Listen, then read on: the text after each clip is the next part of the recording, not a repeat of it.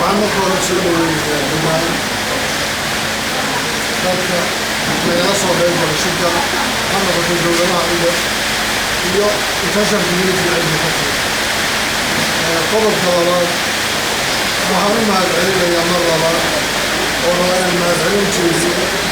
xukuumaddii nagala qayb qaatay xoreyntii deegaanada gaar ahaan xoreyntii aanu ku xoreynay gobollada jubbooyinka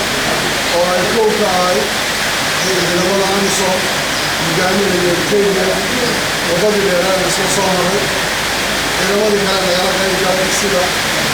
gadaal looga yimid Sierra Leone Burundi iyo ciidamada Ethiopia iyo qayb ka mid ah gobollada jubbooyinka gaar ahaan gobolka Gedo iyo ka xoreeyay shabaab waan u mahadcelinayaa iyaga xaqaan iyaga iyo dowladahooda intaa haddaa ka gudbo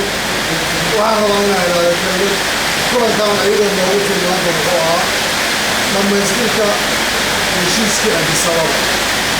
waxayna ahayd kow waxyaalaha la dhamaystirayay in la dhamaystiro xaruntii baarlamaanka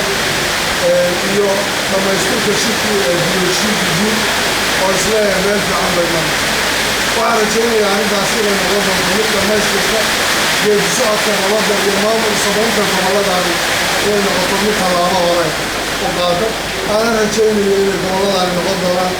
هو صوماليا ودارت كلها أما وحنا كيدا يقولون قدوانا قاب عيوس عن ضد أما بلاد الجمهور السياسي قال يسوع سيستم كل مرة يجينا المقدرة هو سيف البلدان لا يجاري وعكت عسيرنا يا دبتو كمانا وبداعية شباب العدو كان عالم موجود بيسنا الجيران صوماليا من الدولة بيسنا waxaan rabaa inaan u gudbiyo message-ka dagaal meel lagu qaaday iyo qarax la sameeyey lama gaarinayo international community iyo mujtamaca caalamiga inay la dagaalamaan Soomaaliyana ay ka galaan qolayska ay ku hayaan nimankan xajirka ee muxaarifiinta ee qalooca dalka Soomaaliya ku haya waxaan rajaynayaa middaas inay ku dhammaan doonto ay lacag gelin doona